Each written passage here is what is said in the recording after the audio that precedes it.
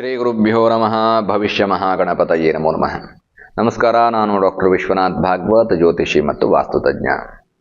ಸ್ನೇಹಿತರೆ, ಏಪ್ರಿಲ್ 2025 ಮೀನರಾಶಿಯ ಮಾಸ ಭವಿಷ್ಯವನ್ನು ನೋಡ್ತಾ ಹೋಗಬೇಕು.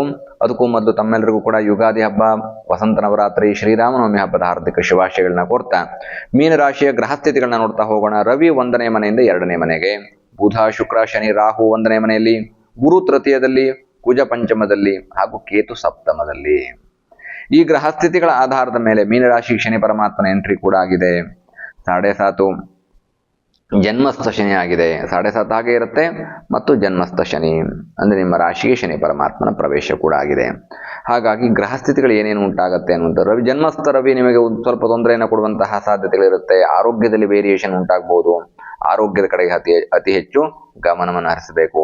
ಧನಸ್ಥಾನದಲ್ಲಿ ಬುಧಾದಿತ್ಯ ಯೋಗ 15ನೇ ತಾರೀಕು ನಂತರದಲ್ಲಿ ಉಂಟಾದರೂ ಕೂಡ ಬುಧಾದಿತ್ಯ ಯೋಗದಿಂದ ಯಶಸ್ಸು ಸಿಗೋದಿಲ್ಲ. ಹಣ ಯಥೇಚ್ಛವಾಗಿ ವ್ಯಥಾ ಖರ್ಚಾಗ್ತಾ ಇರುತ್ತೆ. ಆರ್ಥಿಕ ಅಭಿವೃದ್ಧಿಯ ಕಡೆಗೆ ಗಮನವನ್ನು ಹರಿಸಬೇಕು. ಅನವಶ್ಯಕವಾದಂತಹ ಖರ್ಚುಗಳನ್ನ ಕಡಿಮೆ ಮಾಡಿಕೊಳ್ತಾ ಹೋಗ್ಬೇಕು. ಎಲ್ಲ ವಸ್ತುಗಳ ಮೇಲೆ ಆಸೆ ಆಕಾಂಕ್ಷೆ ಅನ್ನೋದು ಉಂಟಾಗತ್ತೆ. ಆದ್ರೆ ಅನವಶ್ಯಕ ಅಂತ ಗೊತ್ತಿರುತ್ತೆ, ಅದು ಬೇಡ ಅನ್ನೋದು ಗೊತ್ತಿರುತ್ತೆ. ಖರ್ಚು ಕಡಿಮೆ ಮಾಡ್ತಾ ಹೋಗ್ಬೇಕು.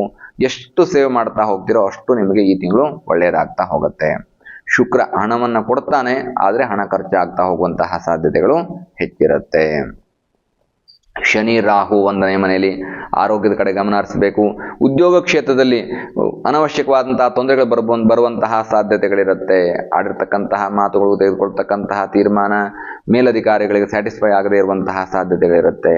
ಎಲ್ಲವನ್ನು ಕೇಳಿಸ್ಕೊಳ್ಬೇಕು, ನಿಧಾನ ಕುದುರಿಸಬೇಕು ಮತ್ತು ಯಾವ ಕಾರಣಕ್ಕೂ ಆತುರತೆ ಅಥವಾ ಉದ್ವೇಗಕ್ಕೊಳಗಾಗಬಾರ್ದು ಅನ್ನುವಂಥದ್ದನ್ನ ಸೂಚನೆ ಮಾಡ್ತಾ ಇದೆ. ಗುರು ತೃತೀಯದಲ್ಲಿ ಗುರುಬಲ ಕೂಡ ಕಡಿಮೆ ಇದೆ. ಗುರುವಿನ ಅನುಗ್ರಹ ಬೇಕು.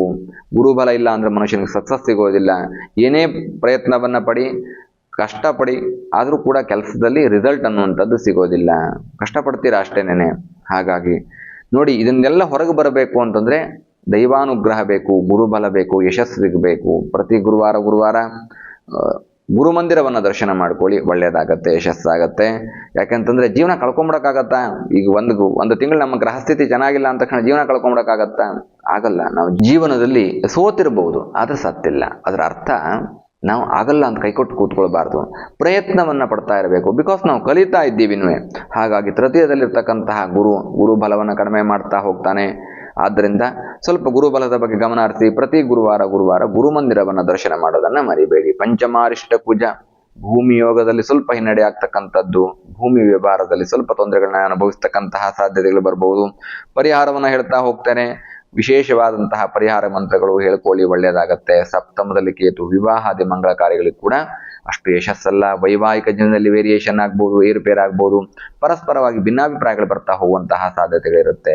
ವಿವಾಹಕ್ಕೂ ಕೂಡ ಇದು ಸಕಾಲ ಅಲ್ಲ. ಸಪ್ತಮದಲ್ಲಿ ಕೇತು ಇರ್ತಕ್ಕಂಥದ್ರಿಂದ ಸಪ್ತಮದಲ್ಲಿ ಕೇತು ಇರೋದು ಅನ್ನುವಂಥದ್ದನ್ನ ಸೂಚನೆ ಮಾಡ್ತಾ ಇದೆ. ನೋಡಿ, ಆದ ಕಾರಣ ಪರಿಹಾರ ಮಂತ್ರಗಳನ್ನ ಏನು ಹೇಳ್ಕೋಬೇಕು? ಓಂ ಉತ್ತರಾದಿಮುಖವರಾಯ ನೃಸಿಂಹಾಯ ನೀಲಕಂಠಮೂರ್ತಯೇ ಪಂಚಮುಖ ಹನುಮತೆ ರುದ್ರಮೂರ್ತಯೇ ಸಕಲ ಪ್ರಯೋಜನ ನಿರ್ವಾಹಕಾಯ ಸ್ವಾಹ.